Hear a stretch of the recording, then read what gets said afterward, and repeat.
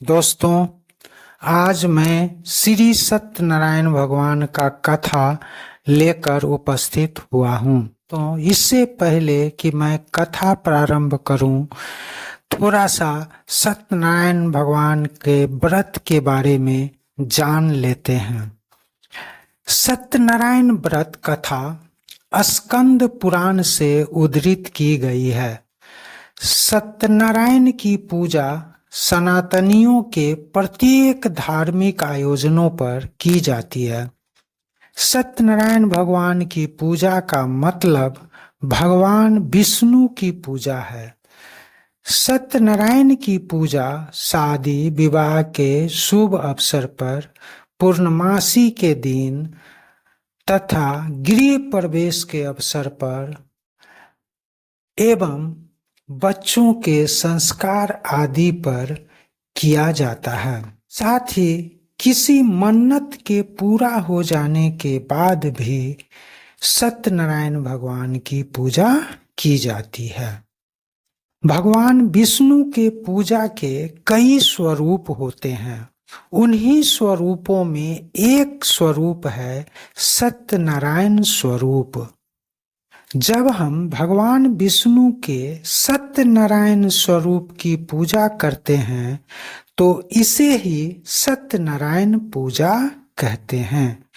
भगवान के इस स्वरूप की अवहेलना करना मनुष्य को बहुत भारी पड़ जाता है। कभी भी भूलकर सत्यनारायण पूजा की उपेक्षा नहीं करनी चाहिए, ना ही उनके प्रसाद की उपेक्षा करनी चाहिए। किसी भी शुभ कार्य में यदि सत्यनारायण पूजा नहीं की जाए तो उक्त शुभ कार्य में विघ्न अवश्य उत्पन्न हो जाता है। सनातनी लोगों में श्री सत्यनारायण पूजन का विशेष महत्व है। श्री सत्यनारायण पूजन के मुख्य 3 चरण होते हैं। प्रथम चरण में संकल्प, देवताओं का आवाहन एवं पूजन होता है। द्वितीय चरण में कथा एवं तृतीय चरण में हवन, आरती एवं प्रसाद वितरण किया जाता है। दोस्तों, कथा को 5 अध्यायों में बांटा गया है। प्रत्येक अध्याय में छोटी छोटी कहानियां हैं जिन्हें हम कथा कहते हैं। दोस्तों, सत्यनारायण पूजन का सबसे महत्वपूर्ण अंतिम दोनों चरण है, जिसमें कथा और हवन, आरती, प्रसाद वितरण आदि किया जाता है। इस वीडियो में 5 अध्याय के कथा को सुनाया गया है। इस कथा को ध्यान पूर्वक सुने ताकि सत्यनारायण पूजन का महत्व आप समझ सकें। अब मैं प्रथम अध्याय शुरू करने जा रहा हूं। तो एक बार प्रेम से बोलिए श्री सत्यनारायण भगवान की जय। अब आप लोग ध्यान से कथा का श्रवण करें।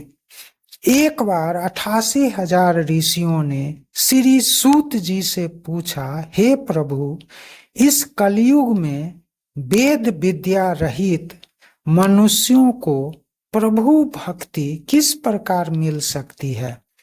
कोई ऐसा तप बताइए जिससे थोड़े समय में ही पुण्य मिले और मन वांछित फल भी प्राप्त हो सके। सर्व शास्त्रों के ज्ञाता सूत जी बोले, हे वैष्णवों में पूज्य, आप सभी ने प्राणियों के हित की बात पूछी है, इसलिए मैं एक ऐसे श्रेष्ठ व्रत को आप लोगों को बताऊंगा जिसे नारद जी ने लक्ष्मी नारायण जी से पूछा था और लक्ष्मीपति ने नारद जी से कहा था। आप सब इसे ध्यान से सुने। एक समय की बात है, नारद जी दूसरों की हित की इच्छा के लिए अनेक लोगों में घूमते हुए मृत्यु लोक में आ पहुंचे। यहाँ उन्होंने सभी मनुष्यों को अनेक दुखों से पीड़ित देखा। मनुष्य के दुखों का अंत कैसे हो, इसी बात को सोचते सोचते नारद जी विष्णु लोक पहुंच गए। वहां देवों के ईश नारायण की स्तुति करने लगे। उस नारायण की जिनके हाथों में शंख, चक्र, गदा और पद्म थे और गले में वरमाला धारण किए हुए थे। स्तुति करते हुए नारद जी बोले, हे प्रभु, आप अत्यंत शक्ति से संपन्न हैं।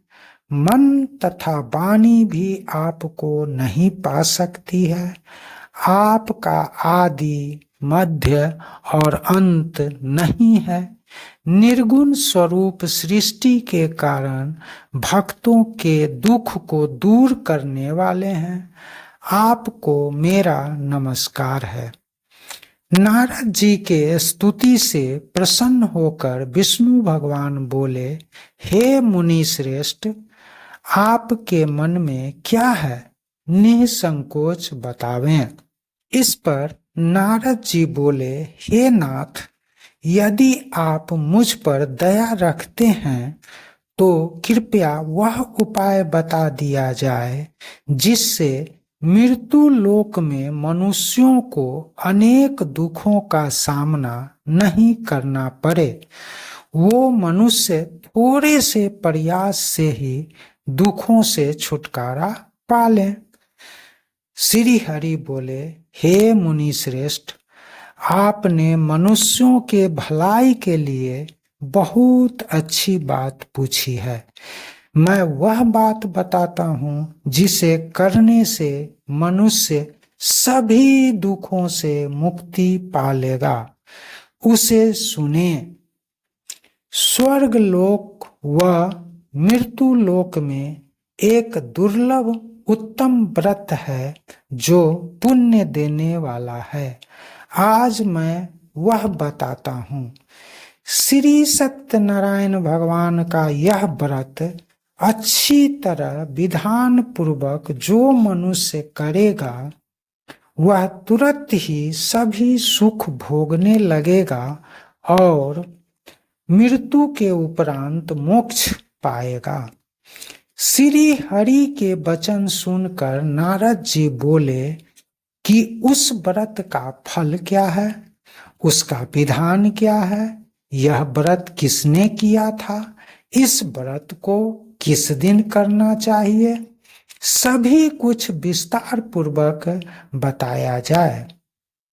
नारद जी की बात सुनकर श्री हरि बोले, दुख व शोक को दूर करने वाला यह सभी स्थानों पर विजय दिलाने वाला है।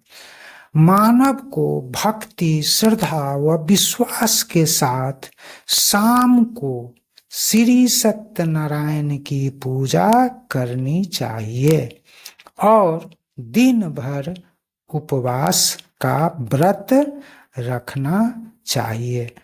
भक्ति भाव से नैवेद्य केला, घी, दूध और गेहूं के आटे का प्रसाद बनाकर भगवान को भोग लगाना चाहिए।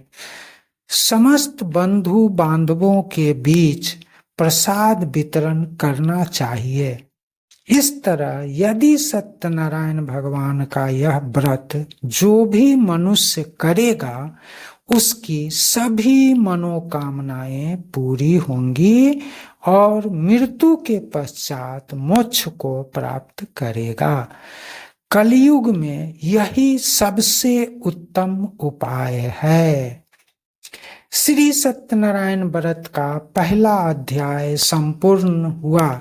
प्रेम से बोलिए श्री सत्यनारायण भगवान की जय। दूसरा अध्याय। सूत जी बोले, हे ऋषियों, जिसने सर्वप्रथम यह व्रत किया था उसका वृतांत सुनाता हूं, ध्यान से सुनिए। सुंदर काशीपुर नगरी में एक निर्धन ब्राह्मण रहता था। वह घूम घूम कर भिक्षा मांगता था और बड़ी कठिनाई से जी रहा था। एक दिन भगवान एक ब्राह्मण का वेश बदलकर उस गरीब ब्राह्मण के पास पहुंचकर पूछे, हे विप्र, तुम नित्य दुखी होकर इधर उधर क्यों भटकते रहते हो? गरीब ब्राह्मण बोला, भिक्षा मांगने के लिए घूमता रहता हूं। आप कोई उपाय जानते हैं तो बताइए। तब उस वृद्ध ब्राह्मण ने बताया, सत्यनारायण भगवान मनोवांछित फल देने वाले हैं। तुम उनकी पूजा करो।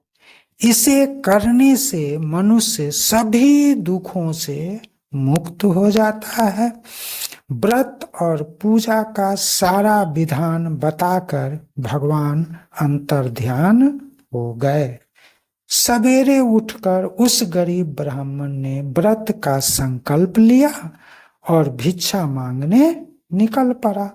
उस दिन उसे भिक्षा में बहुत धन प्राप्त हुआ, जिससे वह बंधु बांधवों के साथ शाम के समय सत्यनारायण भगवान का व्रत पूरा किया। उसके बाद उसके सभी दुख कष्ट दूर हो गए और अनेक प्रकार के संपत्तियों से युक्त हो गया। उसी समय से वह ब्राह्मण प्रत्येक माह यह व्रत करने लगा। जो भी व्यक्ति श्रद्धापूर्वक पूर्ण भाव से यह व्रत करेगा वह धन्य धान्य से पूर्ण होगा और दुखों से मुक्त हो जाएगा। ऋषि बोले, हे मुनिवर, संसार में किस किस ने व्रत को किया, हम सब जानना चाहते हैं। सूत जी बोले, हे मुनियों, आगे की कथा सुने। एक बार फिर से वही पहले वाला ब्राह्मण, जो अब धन्य धान्य से पूर्ण हो गया था, सत्यनारायण भगवान का पूजा कर रहा था। बहुत से बंधु बांधव पूजा में उपस्थित हुए थे।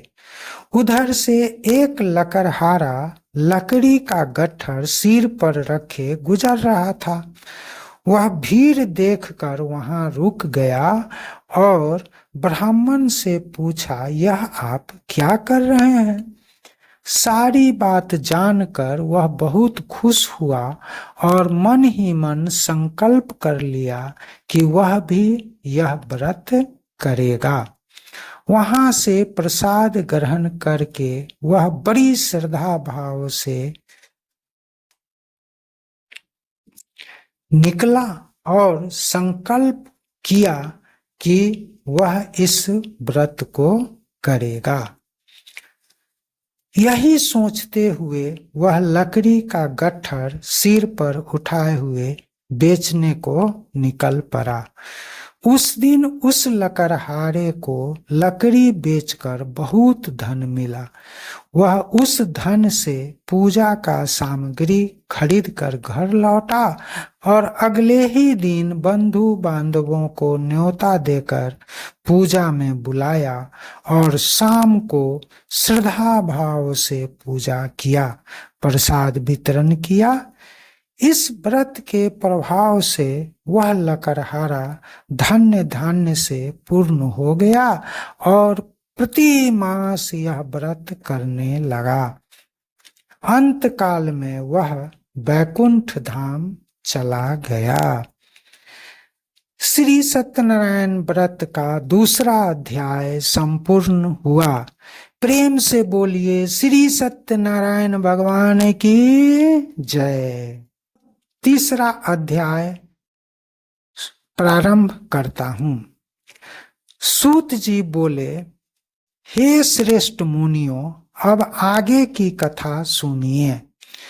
पहले के समय में उल्का मुख नामक एक बुद्धिमान राजा था। वह सत्यवादी और धर्मनिष्ठ था। प्रतिदिन देव स्थानों पर जाता और निर्धनों को धन देकर उनके कष्ट दूर करता था। उसकी पत्नी कमल के समान मुख वाली और साध्वी थी। भद्रशिला नदी के तट पर उन दोनों ने भगवान सत्यनारायण का व्रत किया। उसी समय साधु नामक एक वैश्य आया। उसके पास बहुत सा धन था। राजा को व्रत करता देख वह विनय पूर्वक पूछने लगा, हे राजन, भक्ति भाव से पूर्ण होकर आप यह क्या कर रहे हैं? मैं जानने की इच्छा से पूछता हूं। राजा बोला, हे साधु, अपने बंधु बांधवों के संग पुत्र आदि की प्राप्ति हेतु एक महाशक्तिशाली श्री सत्यनारायण भगवान का व्रत व पूजन कर रहा हूं। राजा के वचन सुन साधु वैश्य आदर पूर्वक विनती करते हुए बोला, हे राजन, मुझे इस व्रत का सारा विधान कहिए। मेरी भी कोई संतान नहीं है, मैं भी यह व्रत करूंगा। राजा से सारा विधान सुनकर वह वैश्य पूजा का प्रसाद ग्रहण करके अपने घर गया। अपनी पत्नी को संतान देने वाले इस व्रत का वर्णन कह सुनाया और संकल्प लिया कि जब उसकी कोई संतान होगी तो वह भी इस व्रत को करेगा। इस प्रकार वैश्य और उसकी पत्नी लीलावती के एक संतान हुई, जिसका नाम उन लोगों ने कलावती रखा। कलावती शुक्ल पक्ष की चंद्रमा की भांति बढ़ने लगी। वह जैसे जैसे बढ़ रही थी, उसकी सुंदरता और बढ़ती जा रही थी। एक दिन वैश्य की पत्नी लीलावती ने पति को व्रत का याद दिलाया।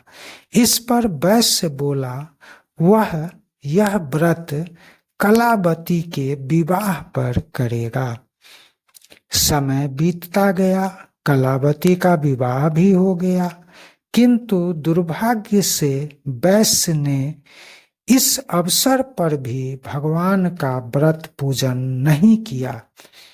इस पर भगवान क्रोधित हो गए और वैश्य को श्राप दे दिए कि दुष्ट और अहंकारी वैश्य को कष्ट मिले। एक दिन वैश्य अपने जमाई के साथ रत्नासागरपुर नगर व्यापार करने गया। यह नगर चंद्रकेतु नामक राजा के क्षेत्र में पड़ता था। दोनों ससुर दामाद उसी नगर में जम गए और कुशलता पूर्वक व्यापार करने लगे। एक दिन राजा का धन चुराकर एक चोर भाग रहा था।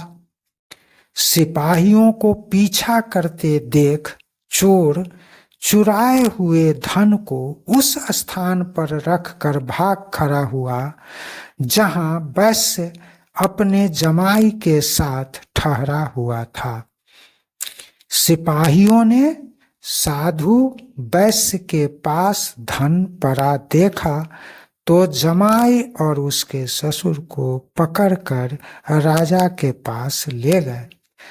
राजा की आज्ञा से उन दोनों को कठिन कारावास में डाल दिया गया और वैश्य के पास जो धन था वह भी छिन गया। उधर वैश्य के घर पर उसकी पत्नी तो दुखी थी ही, ऊपर से एक दिन चोर उसके घर से सारा धन भी चुरा ले गए। अब कलावती और लीलावती दोनों के सम्मुख भूखमरी की समस्या आन खड़ी हो गई। एक दिन कलावती अन्न की चिंता से परेशान होकर घूम रही थी कि कोई उसे थोड़ा सा अन्न दे दे ताकि माँ बेटी कुछ खाकर प्राणों की रक्षा कर सके। तभी उसने एक घर में भगवान श्री सत्यनारायण की पूजा होते देखा। वहां रुककर वह कथा सुनी और प्रसाद लेकर घर वापस हो गई। माता ने कलावती से पूछा, हे पुत्री, इतनी रात तक कहाँ थी? तेरे मन में क्या चल रहा है? मुझे बताओ। कलावती ने अपनी माता से कहा, हे माते, एक घर में श्री सत्यनारायण भगवान का पूजा होते देखा तो वहां बैठ गई और कथा सुनने लगी। उसके बाद प्रसाद ग्रहण करके लौटी हूँ।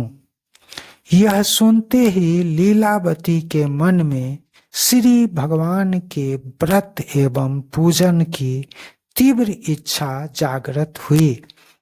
लीलावती ने बंधु बांधवों सहित श्री सत्यनारायण भगवान का पूजन किया और वर मांगा कि उसके पति और जमाई शीघ्र घर वापिस आ जाए और क्षमा प्रार्थना की कि उनके अपराधों को क्षमा कर दें। श्री भगवान इस व्रत से संतुष्ट हो गए और राजा चंद्रकेतु के सपने में आकर कहा कि हे राजन, दोनों वैश्यों को छोड़ दो और तुमने उसका जो धन ले लिया है उसे वापस कर दो। अगर ऐसा नहीं किया तो तुम्हारे धन, राज्य व संतानों को नष्ट कर दूंगा। प्रातः काल ही सभा में राजा ने आदेश दिया कि दोनों वैश्यों को मुक्त कर सभा में लाया जाए। दोनों के आते ही राजन बोले, हे महानुभावों, भाग्यवश ऐसा कठिन दुख तुम्हें प्राप्त हुआ, लेकिन अब तुम्हें कोई भय नहीं है। ऐसा कहकर राजा ने दोनों वैश्यों को वस्त्राभूषण भी पहनाए और जितना धन उसका लिया था उससे दुगुना धन देकर दोनों के लौटने की व्यवस्था करवा दिया। दोनों वैश्य अपने घर नाव में धन भरकर वापस आने लगे। श्री सत्यनारायण व्रत का तीसरा अध्याय संपूर्ण हुआ। प्रेम से बोलिए श्री सत्यनारायण भगवान की जय। अब चौथा अध्याय। सूत जी बोले, वैश्यों ने मंगलाचार कर अपनी यात्रा आरंभ करके आगे बढ़े ही थे कि एक दंडी वेश में श्री सत्यनारायण ने उनसे पूछा, हे साधु, तेरे नाव में क्या रखा है? अभिमानी वैश्य ने अहंकार में बोला, नाव में तो बेल व उसके पत्ते भरे हुए हैं। आप क्यों पूछते हो? क्या आप लेना चाहते हो? भगवान उसके कठोर वचन सुनकर बोले, ऐसा ही हो। कुछ आगे बढ़कर प्रभु समुद्र के किनारे बैठ गए। तभी वैश्यों ने देखा कि नाव में धन की जगह बेल और उसके पत्ते भर गए। साधु यह देखकर मूर्छित हो गया। उसके जमाई ने कहा, यह सब उस दंडी के शाप के कारण हुआ है। चलिए उनसे क्षमा याचना करते हैं। दोनों उस दंडी के सम्मुख पहुंचकर क्षमा याचना करने लगे। तब दंडी भगवान बोले, हे वैश्यों, तुम्हें जो बार बार ये सब कष्ट हो रहा है, ये मेरी आज्ञा से हो रहा है। तुम मेरी पूजा से विमुख हुए, उसी का परिणाम तुम भुगत रहे हो। इस पर साधु बोला, हे भगवान, आपकी माया तो ब्रह्मा आदि देवता भी नहीं जानते। मैं तो तुच्छ अज्ञानी हूँ, कैसे जान सकता हूँ? कृपा कर मेरे अपराध को क्षमा करें। साधु का भक्तिपूर्ण वचन सुनकर भगवान खुश हो गए और पुनः उसके नाव को धन धान से भर दिया। वहीं पर दोनों वैश्य व उनके साथी मिलकर भक्ति पूर्वक श्री सत्यनारायण की पूजा किए और यात्रा पर निकल पड़े।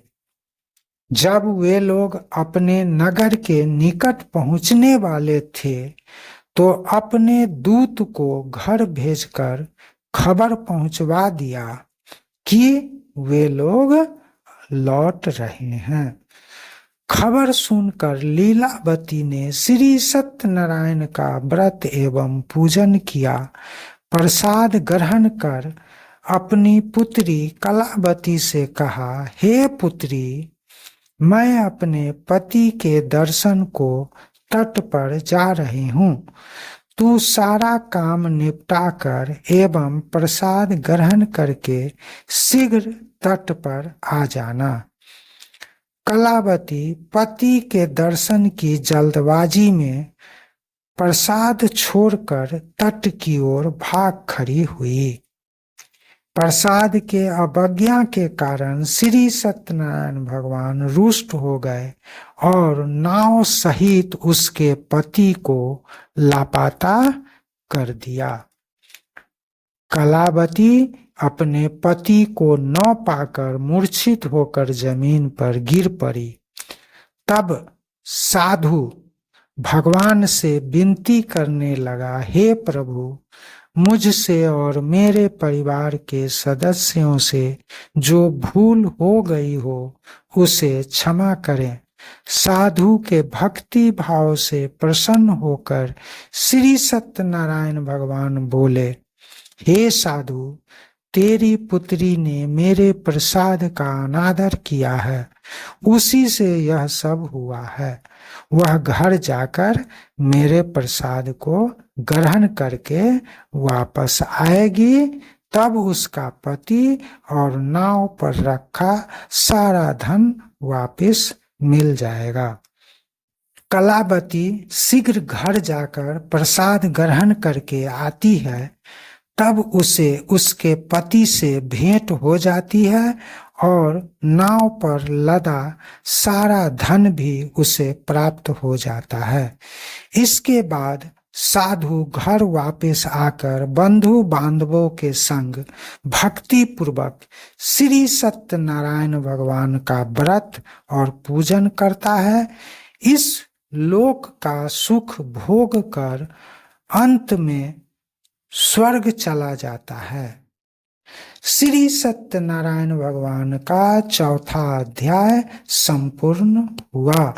तो प्रेम से बोलिए श्री सत्यनारायण भगवान की जय। पांचवा अध्याय। सूत जी बोले, हे ऋषियों, मैं एक और कथा सुनाता हूं, उसे भी ध्यान से सुने। तुंगध्वज नामक एक राजा था। एक बार वह वन में जाकर वन्य पशुओं का शिकार करके लौट रहा था।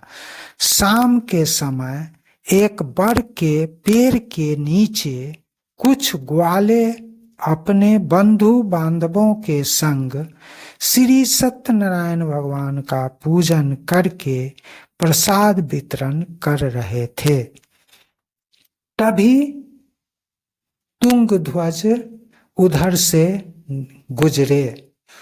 उन लोगों ने राजा को भी प्रसाद दिया, किंतु तुंग ध्वज ने ना तो भगवान का दर्शन किया और ना ही प्रसाद ग्रहण किया। वह प्रसाद को वहीं छोड़कर अपने नगर को लौट आया। नगर पहुंचने पर उसका सब कुछ तहस नहस हो चुका था। वह समझ गया कि यह सब भगवान के प्रसाद का अनादर करने के कारण हुआ है। वह तुरंत ग्वालों के पास पहुंचकर पूजा स्थल पर जाकर भगवान से क्षमा याचना किया और प्रसाद ग्रहण करके फिर नगर लौटा तो देखा कि उसका सब कुछ पहले जैसा हो चुका था। दीर्घ काल तक सुख भोगने के पश्चात मरणोपरांत राजा को स्वर्ग लोक की प्राप्ति हुई। जो कोई भी मनुष्य इस व्रत को भक्ति भाव से करेगा, उस मनुष्य को धन्य धान्य की प्राप्ति तो होगी ही, मरणोपरांत वह स्वर्ग को भी प्राप्त करेगा।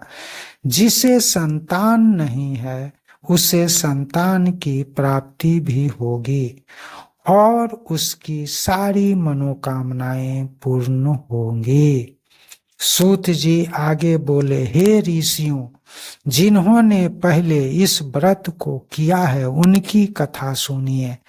वृद्ध सतानंद सुदामा के रूप में जन्म लेकर मोक्ष को प्राप्त हुए। लकड़हारे ने अगले जन्म में निषाद बनकर मोक्ष को प्राप्त किया। उल्का मुख नामक राजा दशरथ बनकर वैकुंठ गए। साधु नामक वैश्य मोर ध्वज नामक राजा बना और मोक्ष को प्राप्त किया। महाराज तुंग ध्वज ने स्वयंभू होकर भगवान में भक्ति युक्त कर्म कर मोक्ष को प्राप्त किया।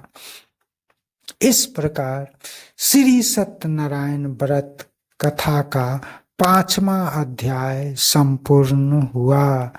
तो एक बार प्रेम से बोलिए श्री सत्यनारायण भगवान की जय। दोस्तों, उम्मीद करता हूँ आज का जो ये वीडियो था आप सबों को पसंद आया होगा। यदि पसंद आया है तो वीडियो को लाइक कर दीजिए, चैनल को सब्सक्राइब कर दीजिए, बेल आइकन को क्लिक कर दीजिए और हो सके तो अपने दोस्तों में शेयर भी कर दीजिए। यदि आपके कोई सुझाव हो तो कमेंट में इसे लिखें ताकि आपके सुझावों का हम सही सही जवाब दे सकें। तो दोस्तों, मिलते हैं फिर से किसी नए वीडियो में। तब तक के लिए नमस्कार। जय हिंद, जय भारत।